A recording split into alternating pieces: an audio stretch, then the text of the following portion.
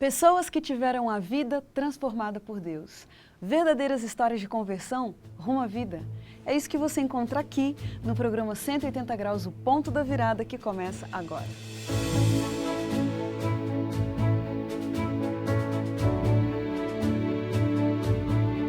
Quando sentimos o toque de Deus na vida, uma mudança acontece.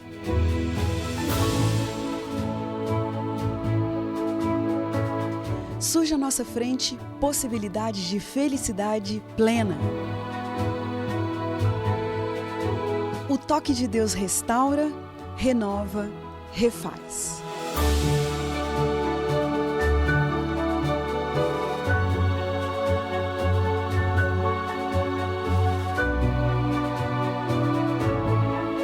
Hoje conheceremos uma pessoa que experimentou essa graça maravilhosa.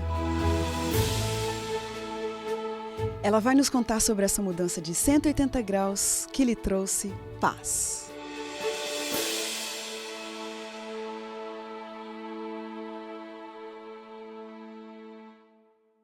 Ainda criança lá em Florianópolis, Santa Catarina, Débora Tatiane Martins Borges olhava para o céu e perguntava por que ela tinha que ter nascido ali, naquele lugar, levando aquela vida. Aliás, como ela bem sabia, sua vinda a este mundo nem havia sido planejada. Na sua infância, brigas e gritaria eram frequentes. E logo aos 6 anos de idade, começou a considerar-se uma pessoa infeliz. Naquela época, excessivamente insegura e medrosa, considerava-se inferior e rejeitada. Com os valores trocados e muito machucada depois de tanto correr atrás de ilusões, ela pensou que a única saída seria se ela pudesse nascer de novo, começar a vida outra vez, como nos sonhos infantis. Será que isso é possível? Será que é possível uma virada de 180 graus em uma mentalidade como essa? Vamos saber isso agora com a nossa convidada de hoje, que é a Débora. Muito obrigada porque você está aqui e se dispôs a compartilhar sua história com a gente. Obrigada a você. Obrigada. Por essa oportunidade. Imagina, é um prazer. Débora, por que você acha que o ambiente, né, da sua infância não era um ambiente assim mais propício para um bebê, para uma criança? Bem, primeiro, como você falou, né? A minha mãe e meu pai não me planejaram, eu vim por um acidente. Embora eu gosto de sempre deixar claro que eu sempre me senti muito amada. Eu tenho certeza que eu fui assim presente também para minha mãe. Eu dei um novo sentido para a vida dela, eu tenho certeza que ela sempre me amou. Mas por causa de toda a insegurança que ela sentia também quanto ao futuro, por essa gravidez inesperada, ela também transmitia essa insegurança para mim. E nós não tínhamos casa para morar, né? Morávamos com meus avós, que eram já uma família grande, uma família pobre. Meus pais não tinham uma religião, eles não conheciam a Bíblia. Na verdade, eles se diziam católicos, nominalmente só, mas nunca foram praticantes, né? Nós nunca tínhamos nenhuma prática religiosa em nossa casa, não se referia a Deus por nada, né? Deus era uma figura distante, uma figura ausente na minha infância. Agora, você não acha triste essa palavra mesmo, né? Uma criança de 6 anos, com 6 anos, você já conseguia fazer uma avaliação do seu contexto e se sentir triste? Porque ao ir para a escola, eu comecei a me comparar com os amiguinhos na escola. E o meu pai, ele sempre deu muito valor para a educação, né, para a cultura. Então, mesmo nós sendo muito pobres, ele fez de tudo para nos dar uma boa educação, para mim e para o meu irmão, que nasceu logo em seguida de... né?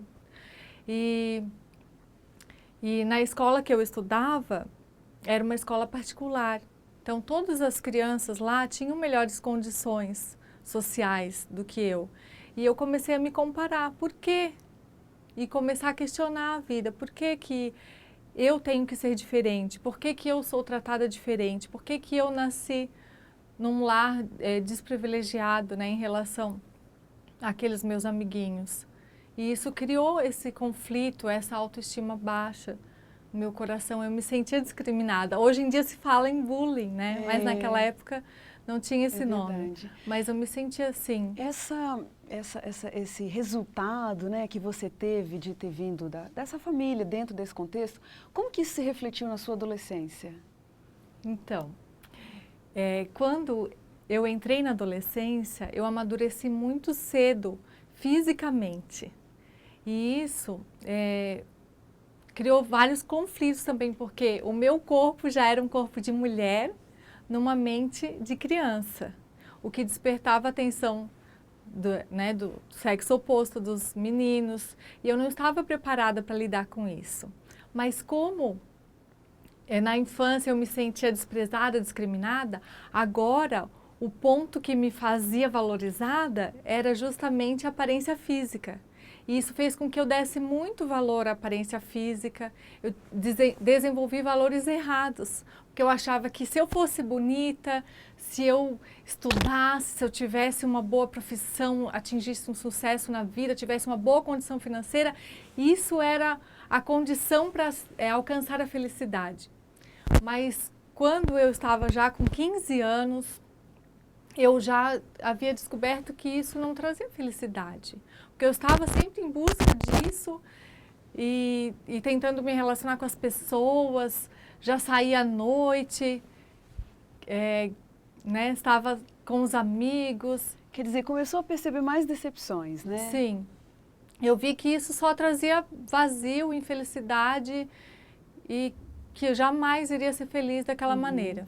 Pois é, então agora a situação está complicada, né? Porque com uma infância complicada.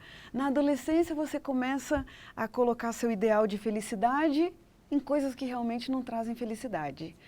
Você disse que você não teve uma base religiosa muito sólida, né? Você ia a alguma igreja na sua juventude? Tinha algum relacionamento com Deus? Então, eu sempre tive sede de Deus, mesmo não conhecendo a Deus. Eu tinha Como vontade. Assim, sede de Deus? Eu tinha vontade. Quando as pessoas falavam sobre Jesus, sobre Deus, sobre a Bíblia, eu tinha interesse, eu queria perguntar mais. Até uma vez, quando eu tinha 9 anos, um vizinho meu, ele também não era frequentador de nenhuma igreja, mas ele lia a Bíblia. Ele tinha 2 filhos pequenos, pouco mais novos que eu. E eu frequentava a casa deles, brincando com as crianças, com os filhos dele. E ele lia a Bíblia, as histórias do Antigo Testamento para as crianças. Eu achei aquilo fascinante e eu queria ir todos os dias à casa dele, naquela hora que eu sabia que ele ia contar as histórias da Bíblia. Sobre Abraão, Jacó, Isaac. Quantos anos você tinha nessa época? Eu tinha 9 anos. Olha. E eu me lembro que eu perguntei para ele, nossa, mas por que nessas histórias Deus se comunicava com as pessoas? E hoje em dia ele não fala nada. Onde está Deus? Por que ele está em silêncio, ele não fala mais com as pessoas? Olha. Aí eu lembro que ele explicou, não, ele fala, mas olha, entre um e outro demorava muitos anos. A ideia que ele tinha, né? E eu fiquei fascinada com aquilo. E eu já, com aquela idade no meu coração, pensava assim, eu quero falar com Deus, então eu quero que ele fale comigo. E eu perguntava para o meu pai, para minha mãe, sobre aquelas histórias, sobre a Bíblia. E meu pai, ele ficou um tanto assustado com aquilo, porque nós éramos muito preconceituosos. E nós achávamos que a Bíblia era um livro misterioso, um livro místico, não era para ser lida, entendida. Era um livro sagrado. Então, mesmo na sua adolescência, você também não teve contato com Deus, com a Bíblia, por exemplo? Não, até os 15 anos, né? Mas, então, nós nem tínhamos Bíblia em casa. E eu, nessa época que eu estava indo à casa do vizinho para ouvir as histórias da Bíblia, pedi ao meu pai que ele também me falasse de Deus, né?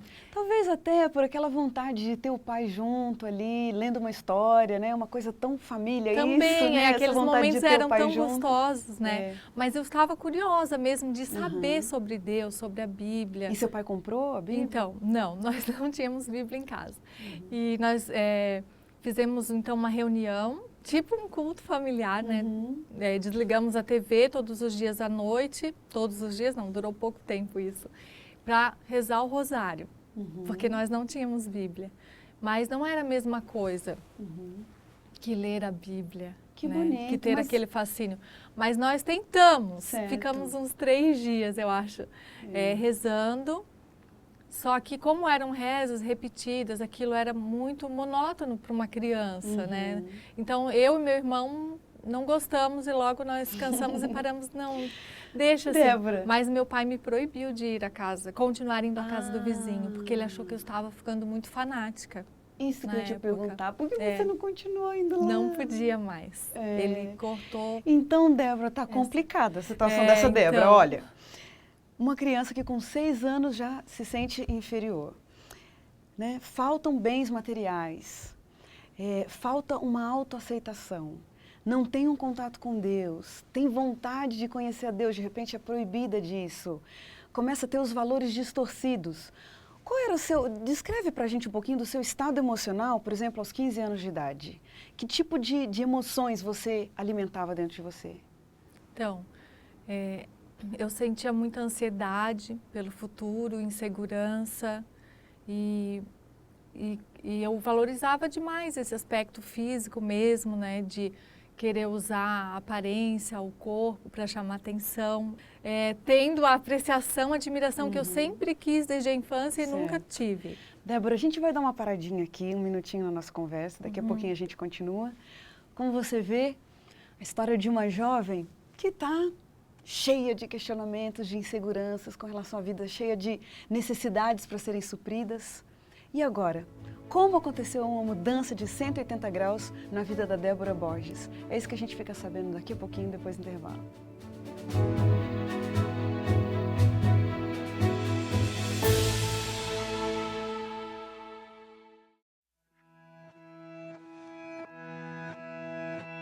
O curso de Geologia foi na Unesp e a pós-graduação, mestrado e doutorado na USP.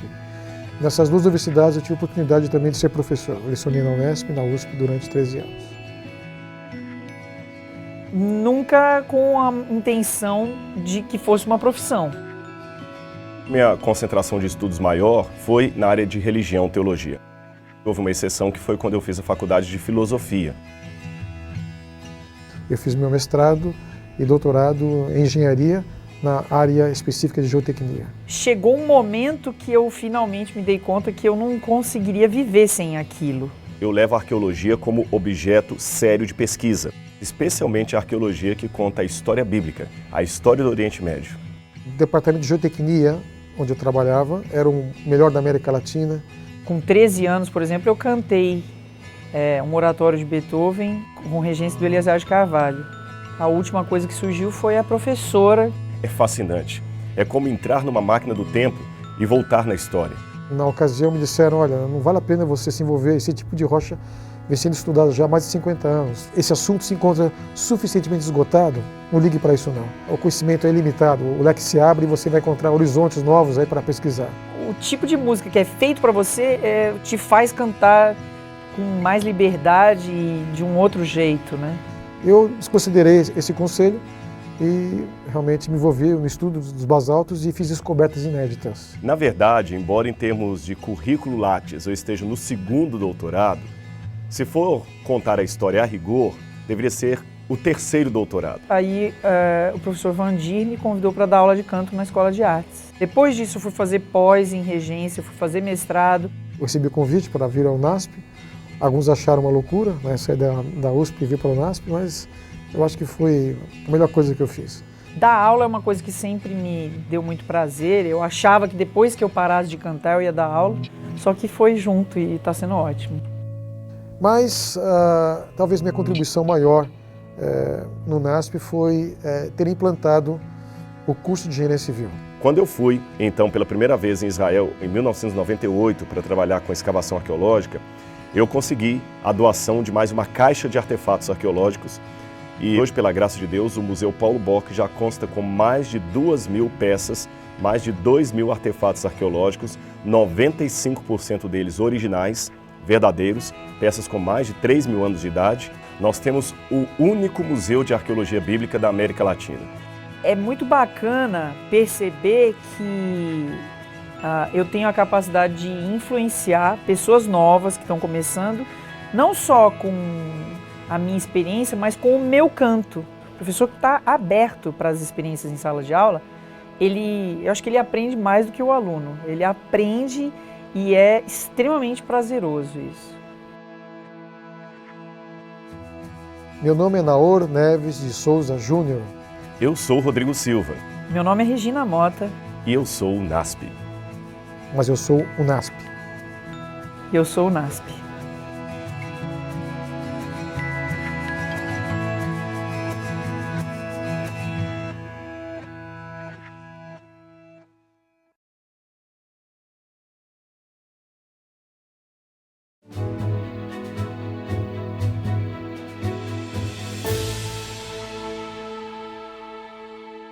O programa 180 Graus, o Ponto da Virada, está de volta. Quem está com a gente hoje é a Débora Borges. E ela vinha contando no bloco anterior de uma realidade de vida onde várias necessidades ficaram por ser supridas, valores foram distorcidos e ainda por cima uma vontade, uma curiosidade que ela tinha com relação às coisas espirituais também não podia ser suprida. Débora, como foi que finalmente você então entrou em contato com a Bíblia, com a Palavra de Deus, com a pessoa de Jesus? Como aconteceu isso? Quando eu fiz 15 anos, meu pai me deu uma festa. Uma festa bonita, de Ai, acordo que com as legal. condições que ele tinha. Convidei meus amigos, ele alugou um clube, decorou e foi tudo que eu sonhava Aham. na época, né? E Jesus me deu um presente Que presente. nesse meu aniversário. Hum. O melhor presente que eu podia ganhar. Qual será? É um presente inesperado. Uma coisa tão simples Um aniversário que de ninguém 15 poderia, anos. Um vestido. Não, tô brincando.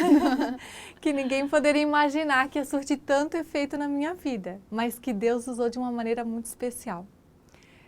Naquela época, era muito comum as meninas escreverem diários. Aham. E em festa de 15 anos, o que mais se ganhava Eu escrevi muito era diário. Aham. E eu ganhei um diário. E o meu aniversário é quase no Natal, dia 23 de dezembro. Uhum. E após a festa, no dia seguinte, vendo os presentes e tal, peguei o diário para escrever alguma coisa, relatar aquele momento, né, da minha vida, 15 anos, a festa e tal. Mas como era véspera de Natal e aquele clima no ar do nascimento de Jesus, né, as pessoas mais sensíveis, eu comecei a pensar naquele dia, hoje é véspera de Natal, e pensar no que era o Natal.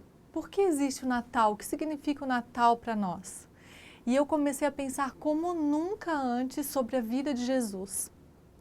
Eu me lembro exatamente daquele momento, eu sentada no sofá, Que bonito. e imaginando Jesus nascendo no mundo. E comecei a escrever sobre a vida de Jesus, né, as coisas que eu sabia sobre ele. E de repente, quando eu me deparei, eu estava chorando, pensando na Olha! morte dele na cruz, no que ele sofreu por mim. Só que eu não entendia aquilo. Eu pensava, mas Deus, por que que Jesus morreu por mim para salvar a humanidade do pecado, mas não aconteceu nada? As pessoas continuam pecando, o mundo continua cada vez pior e nada mudou. E na minha ideia, eu achava que Jesus tinha falhado. Então, eu achei, ele veio para dar vida por nós, para a gente mudar de vida, para nos dar o exemplo. Só que ninguém Não deu certo. quis aceitar, não deu certo. E o mundo tá perdido, né? Tá Olha. assim. Isso foi o que eu concluí. Aham. Mas eu senti muito pela dor de Jesus naquele momento. E ali eu comecei a abrir o coração. Dias depois, eu cheguei em casa de madrugada, depois de vir de uma danceteria com meus amigos. E chegando em casa, não conseguia dormir. E comecei a sentir aquela angústia, aquela ansiedade. E queria encontrar algum alívio, alguma coisa que me trouxesse paz, que me fizesse dormir tranquila. Queria encontrar um sentido para a minha vida, alguma coisa que me trouxesse alegria. E o Espírito Santo, então, falou muito forte na minha mente, no meu coração, naquele dia. Mas que interessante. E falou, não audivelmente, mas falou muito claro, dentro do meu coração, leia a Bíblia. Olha. Leia a Bíblia. E eu fiquei, mas eu nem tenho Bíblia. Onde eu vou achar uma Bíblia agora?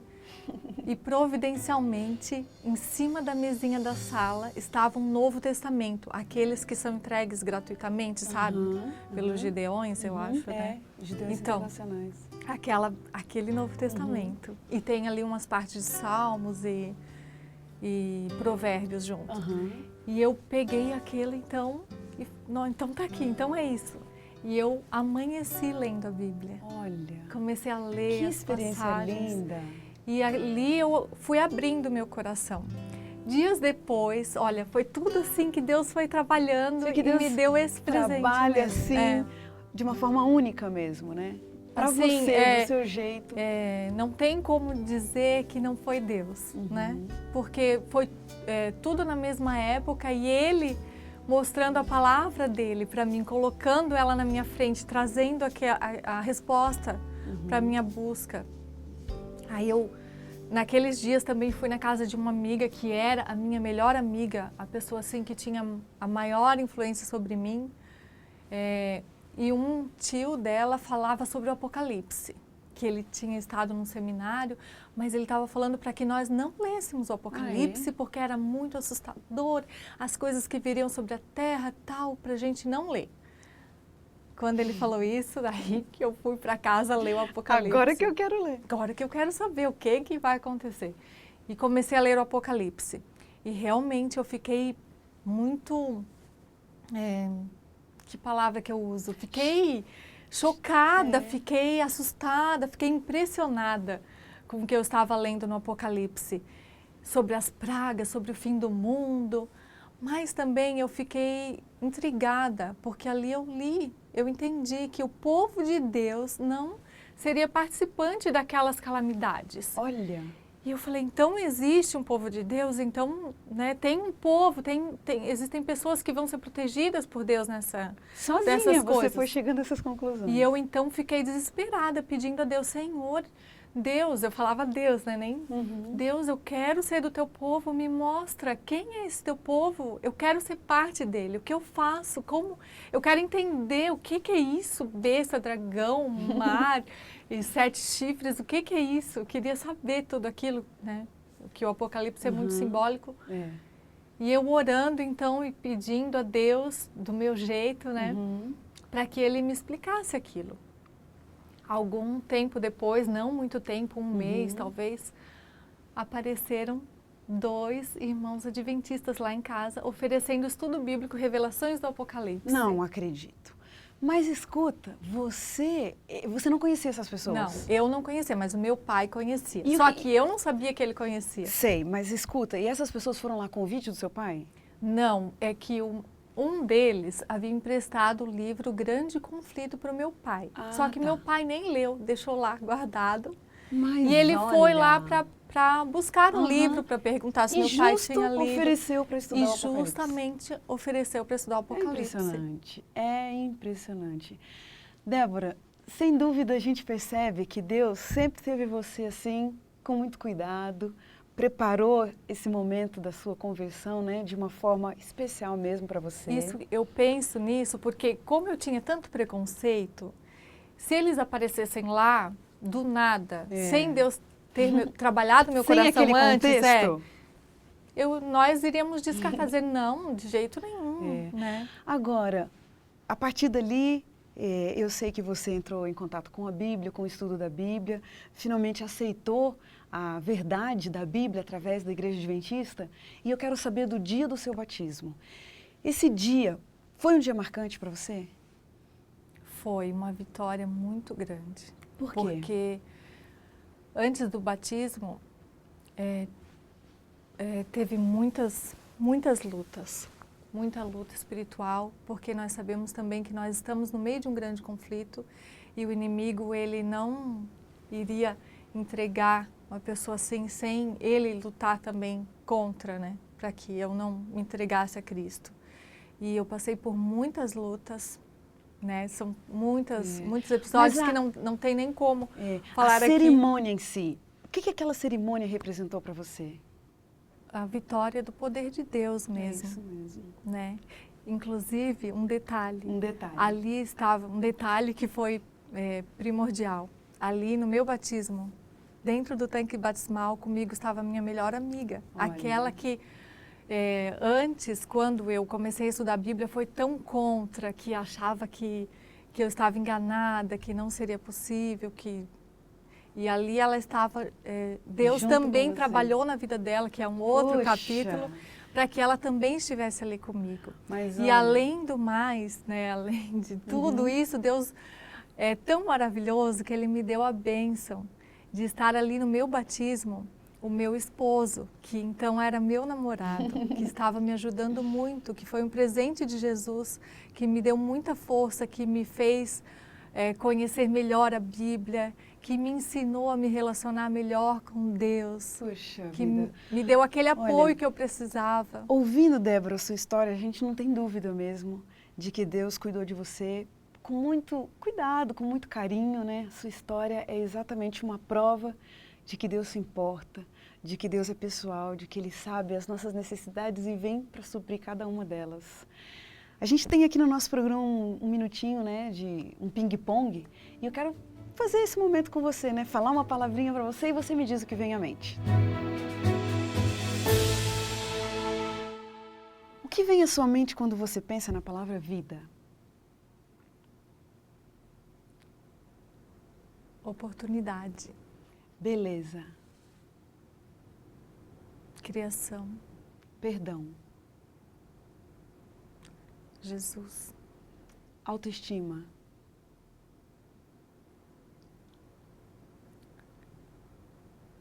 amor de Deus, educação, conhecimento, sabedoria, um privilégio, conhecer a palavra de Deus, um medo, de estar longe de Jesus, uma grande verdade,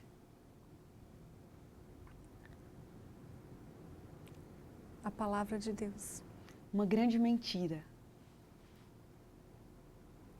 grande mentira, que nós não somos amados por Deus, família, o sentido da minha vida, fala pra gente casamento especificamente, um pedaço do céu na terra, envelhecer, chegar mais perto da eternidade. um versículo da Bíblia. Eis que estou convosco todos os dias até a consumação do século. Puxa vida, que versículo lindo, hein? Tem tudo a ver com você. E é isso que a gente deseja para você, Débora, que Deus esteja com você todos os dias, que você sinta essa companhia, esse cuidado dele para com você, para com a sua família. A gente agradece muito, que Deus te abençoe. E a gente termina o programa 180 Graus, o ponto da virada, feliz por ouvir essa história tão linda. E como diz o texto bíblico, era preciso que nos regozijássemos e nos alegrássemos, porque esse teu irmão estava morto e reviveu, estava perdido e foi achado. Que Deus te abençoe e até o próximo programa.